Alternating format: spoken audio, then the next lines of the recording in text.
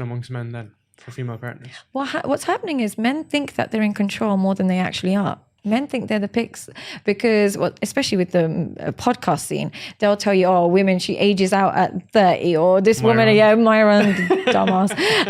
But they'll say women age out at 30, women, your timeline is so short. They don't realize that for women, especially in this day and age, the timeline is endless. When a woman turns 20, she's got every guy from 18 to 30 following her and messaging her. But when she turns 30, she's just got the same amount of men just pushed forward. It's 30 to 40. When she turns 40, there are still men 40 to 60 seeing her as a young chick. If she's attractive, her queue is endless. Mm-hmm. And what men think is, oh, but she's 35, she's over. Oh, but she's been with guys. So it doesn't work like that anymore, because before it might have been like that because everybody in your town has coupled up.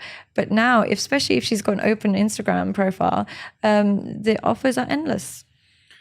I want to ask you about OnlyFans. Mm-hmm. So from just like meeting some people and stuff, like the funnel, if I will, of OnlyFans is literally wild. So like, I don't know. Can you tell me about that? I'll give you a full disclosure of it. Right? So some people, do most girls make money, or is it just a tiny percentage of women? So it's like anything. It's, you know, it's skewed to the top. The people at the top make a shitload, 100K, 50K, 75K a month. Wow. Some then make zero, some then make $200. So the average is like $500 a month. And the reason why that is because it's skewed towards people who make. Right, okay. So there's like, let's say like 10 million users, but only 100,000 make all the money. Yeah. Okay. But like people are trying to like with anything in life. Like with anything, especially even like podcasting, right?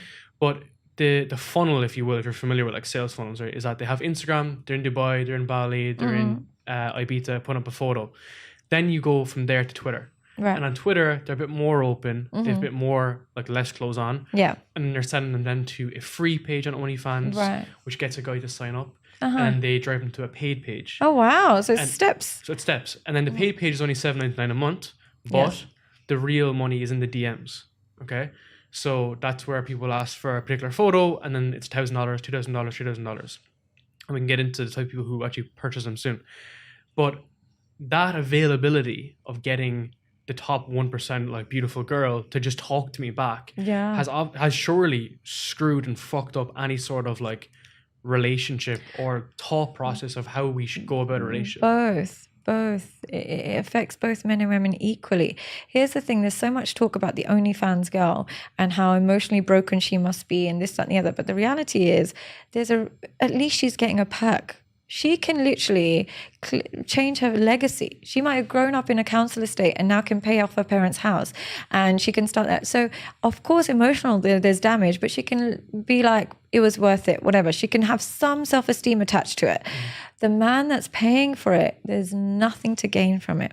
Nothing but loss of self-respect, because when a man has to remember how he feels afterwards, when he's finished paying and she's not messaging and he's finished his subscription and she doesn't look at him again, or even when he's finished physically, finished doing whatever it is he does, there's no way he's proud of himself in that moment. Because what men are actually wanting is intimacy.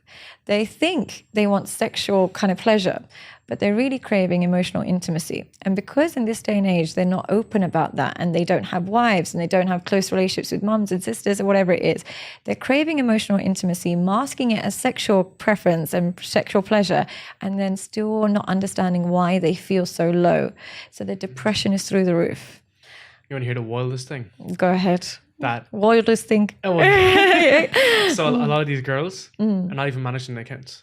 Absolutely. If I was, you know what? If there was a psychology version of OnlyFans, I would definitely sign up. 100%. But you know, and I would never touch it. I would never touch it, and I'll just have somebody I'm paying in India to just reply to it and stuff like that. That's no offense when I say India. I'm from Pakistan. That's but So a lot of the outsource, because they can outsource, right? There are either people from the Philippines, but you'll find this funny.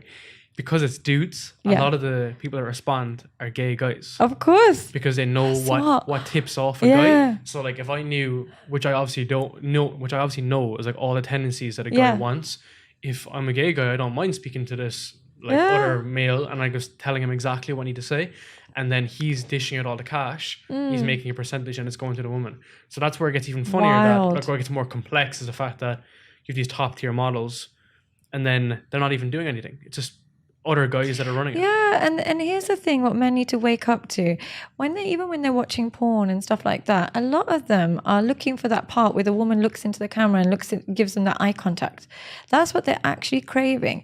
And even these men that have like sugar babies and stuff like that, they want loyalty and commitment out of this girl. So if it was just sexual pleasure, then they wouldn't get so upset when she doesn't reply or she doesn't. They're looking for connection. That's what you're truly looking for. Every human, man, woman, child, dogs, we're looking for connection. When we mask it with sexual pleasure, it's because the system is skewed and designed to get money out of you. We mask what the true need is connection. If the governments or if the companies tell you the cure to your depression is connection, the cure to your loneliness is connection, that's free. How do I market that? You just go connect with your family and friends. That's totally free. But if they tell you, oh, actually it's sexual pleasure, let me show you pornography pictures. Or if I tell you, oh, it's actually you need an SSRI, let me show you this, that, and the other, you will always be a slave to consumerism. Mm-hmm. So take yourself out of it. 100%. You have to remove yourself from that. Take yourself out of that rat race. They don't care about you. So the three typical guys that would be on OnlyFans, and I've been told this from guys. I'm so fascinated by this. I know guys that run agencies that manage models. Right. So that's why I know this. Okay. They're on my podcast. Like guys don't know. Amazing. So the three genres of guys will be the guy that's quite introverted, not that like socially like video game kind of guy. Yeah, but also like he's a software engineer for Google and he makes $500K a year. Oh wow! Right, so it's that kind of successful. Like, it's successful nerd. Exactly. Yeah. So therefore, he doesn't go out or whatever, and he'll speak to a girl that he finds really attractive, and he may pay $2K a month. Right. Okay. So that's one bracket. Which whatever. So that's probably a good niche to target. Yeah. Exactly. And this is not my but from a business perspective, my brain is like, exactly. but from what I've heard is that the guys are like pretty happy with it, whatever, right? Yeah. Then the other bracket is really, really rich old guys. So mega rich guys that own fucking ship companies. And then they're paying someone who's 21 and that's it. The worst category and the last category is someone who's in a marriage. So a husband. Right.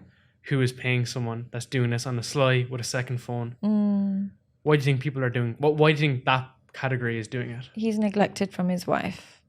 You think so? Yeah, there's an element of neglect. And this is something that women get really offended when I tell them this. But the reality is men are babies. Yeah, they really are babies. Now, when the wife, and this is not her fault, but when you have kids with women, when they naturally have kids and all of these things, they are designed to just focus on the children. It's how we're designed biologically. We have the hormones, we have the obsession, we get so much oxytocin from just kissing that child. What happens then is she doesn't even see her husband anymore. So he comes into his home and almost feels like a stranger in his own home because it's like mum and baby, they're so connected. Baby's always a bit like connected to mum. She can't switch off. He'll go for dinner with his wife and she's thinking about the baby. Slowly that husband feels more and more neglected. And what happens then is, because it's so weird to say to your wife, why are you always with the baby? Can you give me a kiss instead? It's such a weird conversation to have. So what they end up doing is seeking that attention elsewhere. Now, it's not all men. Some men dive into the parenthood with their wife. They hold their wife's hand and go straight into the children. But other men, especially if they didn't receive a lot of love growing up, they need that personalized attention. So when they're not getting it from their partner, instead of communicating it, they go source it somewhere else. That's super interesting. It's weird to see him go that far and that extreme. Yeah, but it depends what kind of husband you have. Some men really do just, my dad was like this. He was very involved in the kids. So he would not care that my mum's not really paid him much attention and stuff. But other men, and I have uncles like this, where they really seek attention from their wife. And they get like, play with me, be with me kind of vibe. And everybody's different, but it does depend on their level of self-esteem and their pre-existing traumas. You mentioned porn. How much does that fry men's like brains and dopamine? I've been speaking about this a little bit recently, but my end goal from whatever it is that I've created on social media is to really, really undo some of the prevalence of porn, because there's no one factor that destroys a man's manhood more than pornography. This is why it does it. Yeah? The first thing it does is, of course, it creates unrealistic expectations, which we all know. But the problem with that is it's causing early impotence. By the time a man is 27 now, male, he has seen more pornographic images than the average 90-year-old man. He's seen more nudity. So what happens, and more extreme versions of nudity. So what happens is it starts mild, and then, but if you're starting at 10, how much mild porn can you watch? That's the average age of when they start. Yeah, astaghfirullah. God forbid. Yeah, that's the average age. Now, if you're starting at 10 watching pornography, how much casual pornography can you watch? By the time you get to 15, it turns into something else. And by the time you get to 20, it turns into something else. By the time you get to 30, it turns into criminal behavior. Yeah, it turns into, so what happens is the average woman can no longer stimulate you, and you find yourself having erectile dysfunction. But the bigger issue I feel like it causes men is they no longer feel like they need to work on the skills and the attributes it takes to attract a woman. Before, to have sex with a woman or to see her naked, a man would have to be like, right, I have to have money, I have to be successful, I have to be kind, I have to be caring, I have to be masculine, I have to be all of these amazing things that makes him a man. And then he'd clear up. So like the Elvis Presley's days, a man would have to be all of those things to get a woman. Now it's like, I'm really craving a woman, I'm overweight, I haven't got a job, I'm playing video games all day, but I'm horny, let me just watch porn. Whereas before it would be like, get yourself up, come on, go talk to women. So they're losing the drive of what makes them masculine. So they become more and more emasculated, and they become a weaker version of themselves every time they watch it, because they can satisfy themselves without working on themselves. It's a lot of cheap dopamine. It's being very burnt cheap. But also very, very dangerous dopamine. Of course. But I think so I've given up alcohol for the last 10.5 months. Oh, I've never tried alcohol in my life. No way. No. Well, just an angel. But yeah. Like you've never known the other side of it. But no. I always said, it's like I'm so impressed by people who give it up, though. Even though I've never tried it, the people that give it up are the ones that have to face so much peer pressure, and they have to really go against the grain. Whereas for me, nobody pressures me because they know I'm never going to try it. But see, the thing for me, so the reason why it was a little bit easier for me is because I'm literally in the middle of Asia on my own. It's me, my girlfriend, my dog. A lot of my network are a lot older. So for my podcast, a lot of my friends could be 40, 50, 27. So it's fine. And we go for dinner and they'd be like, oh, do you want this $4,000 glass of wine? I'm like, I'm okay.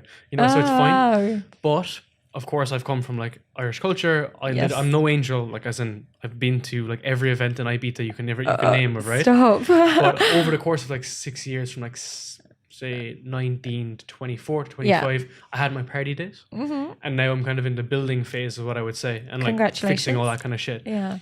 But those cheap dopamines are so easier to lean into. So drink, obviously there's sex, drugs, all that kind of stuff involved as well. How would you recommend someone to kind of clear their mind from all that? Well, here's what alcohol does. It's pseudo-confidence. And here's the goal of a man should be to have a natural element in him that enables him to be masculine. Now, when you take alcohol, what it does is, I've never tried alcohol, but what I have noticed about myself comparatively to my friends who drink is that I'm not waiting for something to kick in before I start being me. I'm not waiting for a drug to sink into my body for me to be authentic. I'm not waiting for it to sink in for me to start dancing. I'll walk into an environment, if there's music on, I'm ready to roll, and my friends are like, let me just let this sink in. I'm like, let what sink in? They're like, let me just, and I'm like, it's so foreign to me. I'm just like, what are we waiting for? This song is good. But it's what happens then when you do that is you numb your authenticity. You numb your ability to be confident without it. You numb your ability to say what you want to say without it. You numb your ability to talk to women without it. So you're numbing your authenticity. You're suppressing who you truly are and waiting for the alcohol to unleash it. But true confidence and true self-esteem and true needs are met when you can be whoever you truly are in the absence of any kind of external doses. So when they can finally be themselves, you can only do that when you don't rely on alcohol. And then you know what you truly feel and what you truly like as well. Because what happens is I'll sometimes be with friends and we're in the shittest place, but because they're drinking, they're like, yeah, it's fine, it's fun. I'm like, no, it's not. This place is a dive. Why are we here? They're pretending it's fun because they've got the extra kind of added dose. But when you remove that, you can actually experience life authentically. And only when you experience life authentically is a life worth living. And I think a lot of it is down to insecurities. And I say this with no sense of superiority. Yeah. I'm sure if I could drink, it's religious reasons, but I'm sure I would be the worst if I could drink. But from what was kind of so common, I guess. And not like Irish people, just in general, is that like when I was younger, probably because I was a bit more I was more influenced by people, you know. Yeah. So I'd always have like a gin and tonic in my hand, and I'd always have a cigarette. Oh, So if we're out at an event, I'd always have both hands are occupied. right. And then when you remove that, you're like, What do I do with these? what do I do with my hand? Is it like, what do I do with my hands? Yeah. So then, like, as a like kind of like stepped away from it, I've become actually way more confident and like Yeah, relatively. you realize you can dance. You can enjoy but I also music. have my own interests and Yeah. my own like values. So Yeah. now I'm like, oh, I don't really need to. So like for instance, like when I met a couple people here, they all don't drink as well, which is really interesting because like Dubai, like there's lots of people that are pushing really hard, and they're like, yeah, let's just go chill out. You know why that? You know why coffee. that is? Because Dubai's culture is it's very expensive to drink unless you're doing brunches, which makes it very cheap to overdrink. So it's unlimited drinks or very expensive. So people have done brunches and realize how unbearable alcohol. Your body's rejecting it. So they get so sick of the brunches that they think my body can't take this anymore, and then they go through the cleanse period. Yeah, because your body rejects it. Yeah. I think everyone should just do like 30 days and then you see a comparison because you literally, it's like an A/B test. You see what I was and what I am. And I'm not saying forever. I just think that even for me, I like the fact that I go like month to month and I'm like, Good for it's another you. month. And I think it's just so significant because like, as I mentioned, like 27 and now quite extroverted. I could do that every time I want to do. Yeah. But I think I have like other goals, which I'm not saying that other people don't. It's just for what I want to do. But I definitely think I attribute a lot of my confidence down to the fact that I can't rely on anything. And your success yeah. and your education. Yeah. But no, generally, because like, Like, you have psychology degree yeah. from UCL. Yeah. And you've gone on to other things. Yeah. Like you weren't out getting shit-faced at Yeah, 19. I mean, it wasn't an option. My dad is, he's that's Pakistani. Yeah, great, it wasn't. It's great. Now I love the boundaries because they've enabled me to optimize my potential. Obviously, at the time, I was just like, I can't do anything even if I wanted to. So that's why one of the things I always make clear, it's not. I didn't have a choice when it came to having a really kind of non-promiscuous lifestyle. It was my parents were created it, and then it cultivates in yourself, and you internalize it. So it wasn't like a choice I made. I'm sure if I had the freedom, I wouldn't have made these choices. But I would say that I promise you find authenticity when you remove alcohol from your life, and you realize who you actually enjoy the company of. You realize, when you're talking to a girl in the club and you're fully drunk, and she seems so interesting, and you're like, yeah, I want to take her out, and then you go on a date with her sober, and you're like, this dumb bitch, dumb bitch, and then they call me. My friends always call me, and they're like, oh, she's so boring, and I was like, but you were so drunk when you spoke to her, and they're like, oh, she's not even that pretty. I was like, you were drunk. That's the thing. And then imagine how many bad decisions come from that desire to escape your real life through the use of alcohol. Think of how many children have either been born or aborted just because you wanted a fun night out. It's not worth it. 100%. I want to ask you about money. So Yes. we're in Can I have some? Do you have any? we're in obviously like a very like rich country, rich area, and even in Singapore as well, it's like very wealthy. Do you think that like females are more drawn towards guys with money? What happens is in cultures where there's lots of money, it attracts beautiful women. Yeah, because what happens with very beautiful women is they realize how much they can get for free. So they start to clock onto that very quickly. So what happens in cultures like that is that you get super successful men and super beautiful women.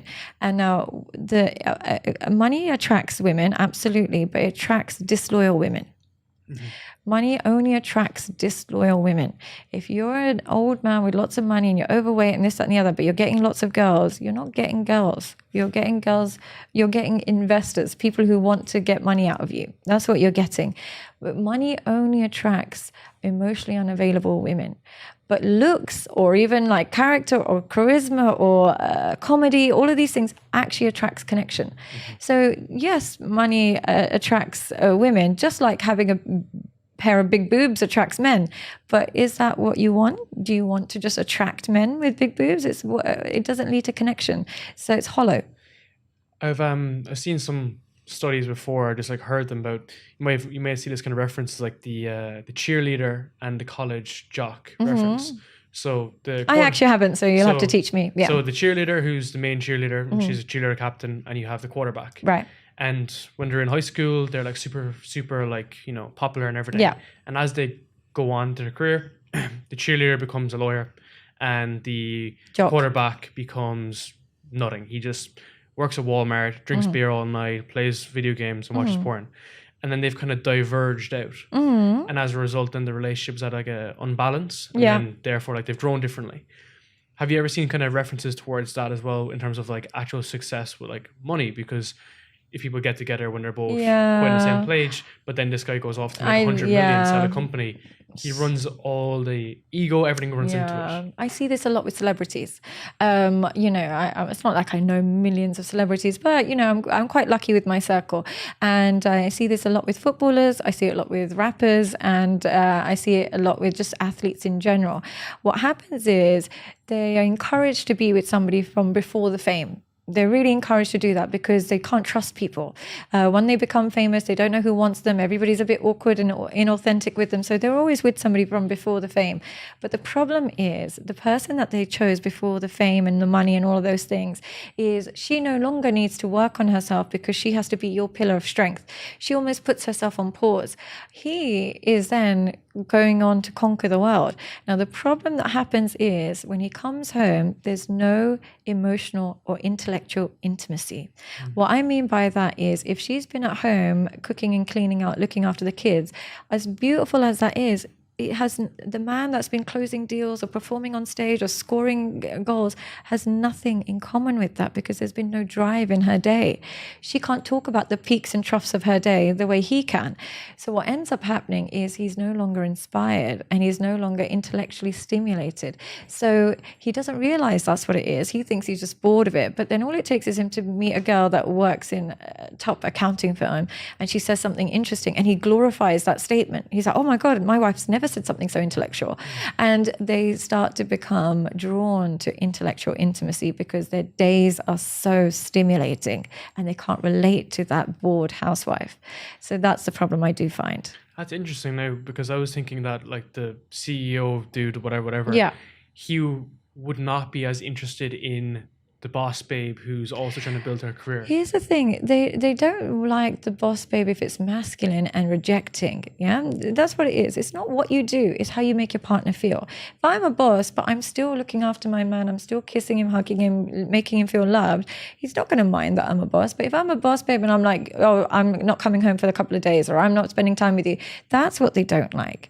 That is actually how you're making them feel. But there is something so stimulating and attractive about somebody else who matches your intellectual level. I'm not talking about financial level, intellectual level. Now, if you're having a busy day podcast talking to really intelligent people, and then you come home and let's say, for example, I don't know anything, you can't share some of that wisdom you learned today. I have a lot of, interesting conversations every day. If I'm with somebody who doesn't get it, I'll end up just saying, oh, work was fine. It was okay. What do you, internally you're thinking there's no point telling you won't get it. So there's a disconnect. How much can you talk? So that's why it leads to a problem. How do you share enough with your partner, but it doesn't become all about work? Because if you're the CEO, bro, like you do nothing else but fucking spreadsheets, right? So how do you create that kind of balance? Like balance, but also have like that kind of like excitement in a relationship that's not just always talking about bullshit? Well, you talk about what's mutually interesting. So let's say, for example, you're talking about spreadsheets. I don't care about finances. I'm very like, it's just not my thing. But if you come and speak to me about spreadsheets, I'm not going to be interested. But if you're going to say to me, because I'm a psychologist, if you say, I felt so nervous in a meeting today, I felt so angry with a colleague today, that I can connect to. Why? What happened? Oh, he said da da da. There's an element of mutual interest. But if you say this spreadsheet doesn't, I don't know how spreadsheet, I can't even complete the sentence. This crypto broke. I don't know. I don't know anything about these things. So if you say that to me, my brain doesn't work. But if you say I'm so stressed because, then my brain is activated. So it's about expressing mutual interest. Makes sense. Yeah. It makes sense. I want to get into like attractiveness, like. So your perspective is obviously going to be very unique versus the red pill community. So I want to ask you about that first. What's so I don't even really know what that even means though. Genuinely, as in like, I thought it meant like anti-matrix, and I was like, oh yeah, that's good. Yeah, that's what I thought. And I was thought it like, meant this is that. great. But then apparently there's all like black pills, and now there's all different color pills. Yeah. But what's your reservations around that? Like, what's your my reservations is that it's men who don't have the qualities it takes to get women and have healthy relationships, giving advice to other men about what makes a healthy relationship. Now, here's the thing. I'm not saying everybody has to be married with kids to give advice or anything like that. But if you're taking somebody who's faced a lot of rejection and a lot of like negativity, because usually it stems from that, you know, the red pill, they're very angry about, you know, this went wrong, this is what women are like, and this is, they're all that. It's usually the men that faced a lot of rejection in some way, shape or form. And through their rejection, they've got lots of wisdom. I'm not saying they're totally wrong. Through their rejection, they've got a lot of wisdom. And then they give you all the tricks about women and this, that, and the other. And here's the thing. They talk about women not being accountable. They're totally unaccountable, because here's the trick. If you vet a woman correctly and you stand by your boundaries and you select correctly, you will never have a problem with women. But when you allow them to disrespect you, when you break your boundaries, when you, accept the unacceptable, of course you're going to have problems, not just with women, with everybody. So it's making men feel like women are these like awful kind of enemies. But the reality is, I don't struggle with getting a man to be nice to me, because I don't accept a man that's not nice to me. Mm-hmm. So therefore I can't relate to that girl that's like, men are trash, this and the other, because I'm just like, well, I don't allow that behavior to enter my life. Similarly, if a man is talking about women are this, women that, what it signals is you've allowed unacceptable behavior. That's on you. You have to take accountability for that. So if we start taking accountability for our selection process, we won't be red pill, black pill, blue pill. We will just be healthy. Mm-hmm. Mm-hmm. What do women find attractive? If I was trying to say one word that women find attractive, I would just say masculinity. And what I mean by masculinity, and I know that I keep talking about this, but I promise you, women find boundaries very attractive. They pretend that they don't. Here's the thing. They'll say, you can't tell me what to do. Send this to my girlfriend. Yeah, you can't. Yeah, here's the thing. They'll say, you can't tell me what to do. I'm my own woman, this, that, and the other. But there's something so attractive about a man that says, who's not a people pleaser. When you're with a people pleaser, what happens then is you just can't get that same chemistry for him, because he just likes what you like. Whereas when he's not a people pleaser and he lets you know what's what, there's something so attractive about that, because then what happens is you can allow him to lead. You can give him some of the decision making. Now, when my partner is not a people pleaser, I can just be like, oh, what should I do in this situation? What should I do in that? Like, you need to do da da da. And I'm like, oh, I feel shy saying that. And he's like, no, da da da, because he's not a people pleaser. But if he was a people pleaser, I couldn't make those phone calls. I can't ask him, do I look nice in this? Yeah, you look nice. Shall I go here? Yeah, whatever you think. I'm not getting anything from that. Therefore, I can't submit, because I can't trust him to lead. So I think the boundaries and not being a people pleaser is the most attractive thing to a woman. So from a guy's perspective, they will have their own idea about what guys find or what girls find attractive. So what would you say the flip side to that is? So like what men find attractive in women? I think without them realizing, I think the real thing that they find attractive in women is a woman who is incredibly nurturing. I think no matter how self-sufficient and how masculine a man is, but when a woman takes care or predicts his needs before he says it, he can't help but melt. So if she knows he might be hungry and there's something ready, if she knows that he might be tired, there's a coffee ready, if she knows that he's got work in the morning, he's going to be in a rush, there's a shirt ironed, these kind of nurturing acts makes a man feel loved. And I don't think they realize it, because they're so conditioned to not expect that from women anymore and see that as oppressive and see that as toxic. They're just like, oh no, I don't even expect that. But when they receive it, they act like babies, like just received an opened present. They're like, oh, coffee for me? Like, you did that for me? And it's like, oh yeah. And I think they don't realize that that is actually their universal love language. You never mentioned looks there at all in either one. They do matter, but to each their own. And honestly, there's a market for everybody. There is a market for everybody. You can be attractive, unattractive, tall, short, fat, skinny. There's a market for everybody. There's somebody who will find you attractive. Some people are luckier than others, but the reality is there's a market for everybody. I want to ask you about, so on the attractiveness side and on like the physical components, do you think that's kind of been taken a little bit far out of context recently with the fact that, as you mentioned, like guys can take steroids, girls can get any type of surgery these days, but to go like more and more extreme. Well, here's the problem. It's ideal. It's why we're having so many short-term relationships, because it's like putting a plaster over a broken leg. Like, you can cover it and this, that, and the other, but the reality is it needs fixing. And so what's happening is people are masking their insecurities with a beautiful package. But when they get together, it takes a relatively insecure person to invest so much into their appearance. That insecure person is then going to attract another insecure person, but they haven't worked on the vulnerabilities that's causing a disconnect. So I think that's why we're so focused on short term, because looks is a very short term strategy.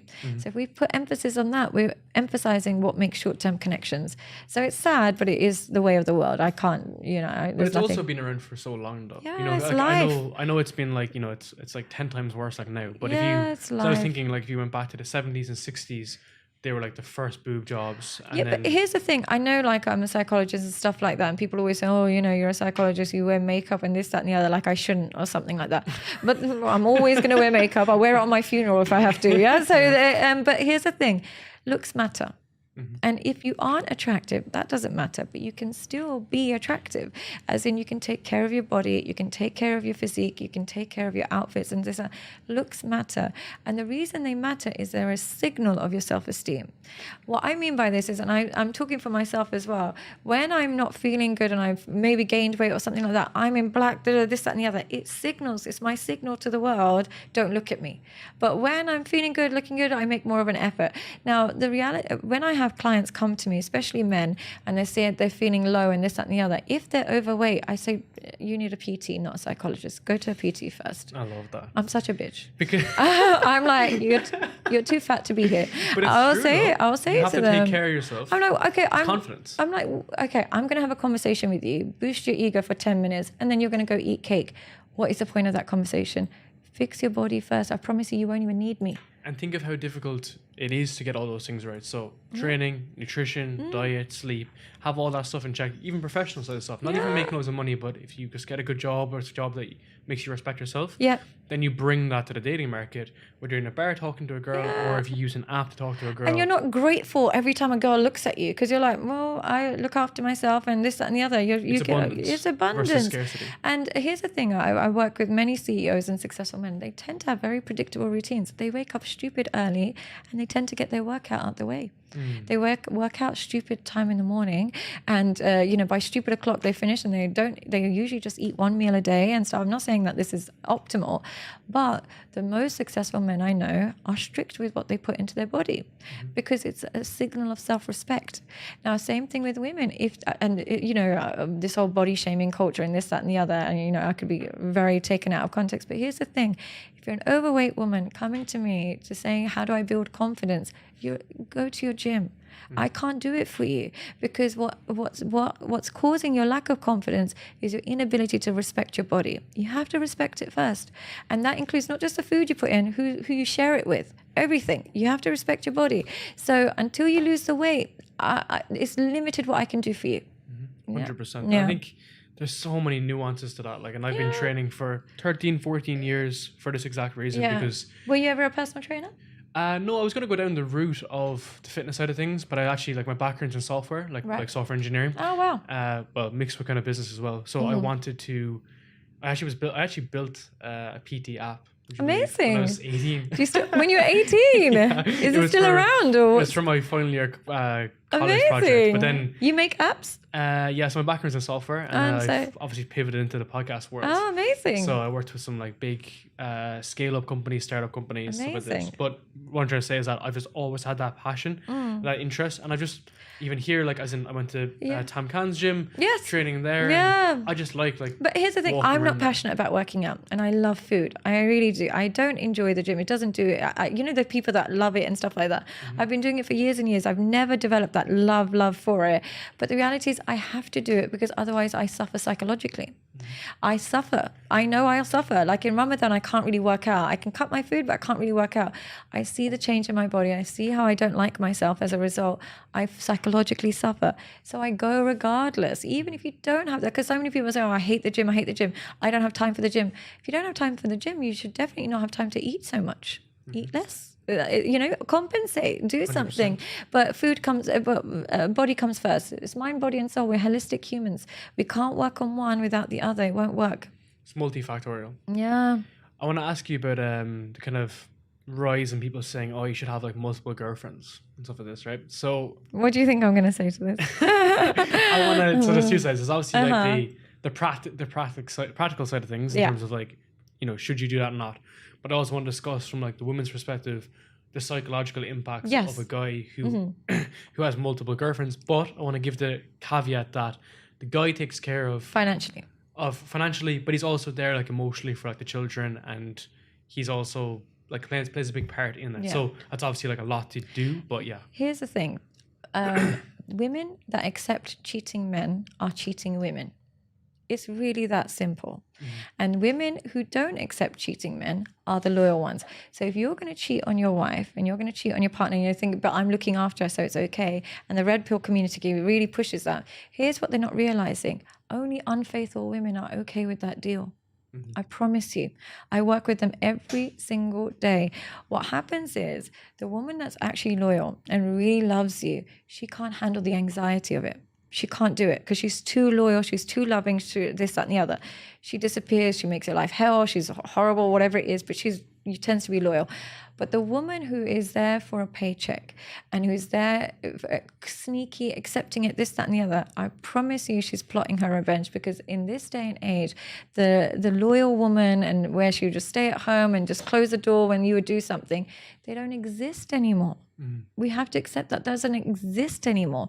So if that woman doesn't exist anymore, yeah, and yet you want to do that lifestyle, accept that only the women that are able to take a financial rather than an emotional investment are going to stay. You're filtering it out.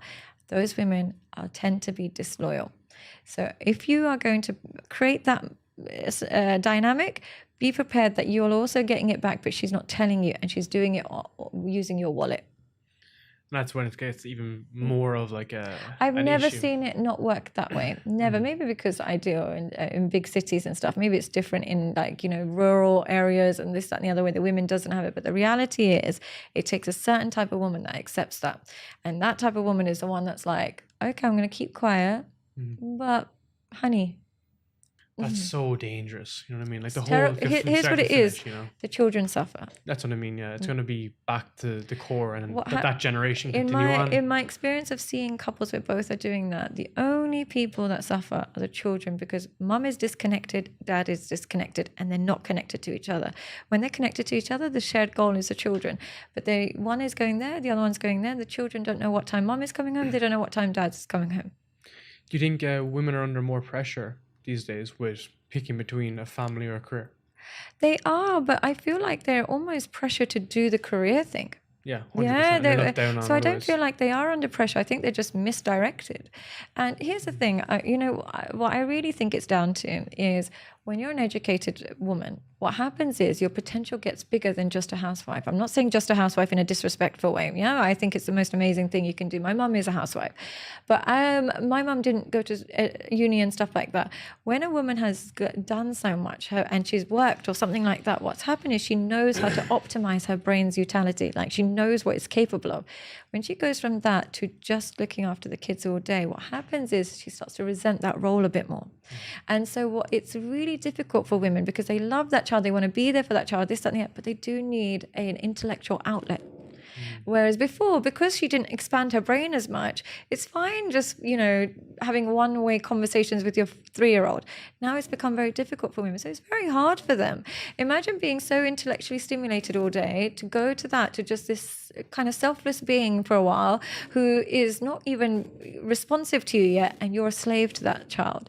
It's not easy. And even little things like she's used to dressing up, putting her heels on, going to work, and now she just can't remember the last time she got her hair done. It's very difficult for women. So I understand where the misdirection is coming from, but it's very difficult to go from expansive brain to then just doing that and feeling fulfilled. So they end up becoming negative and taking it out on their partner.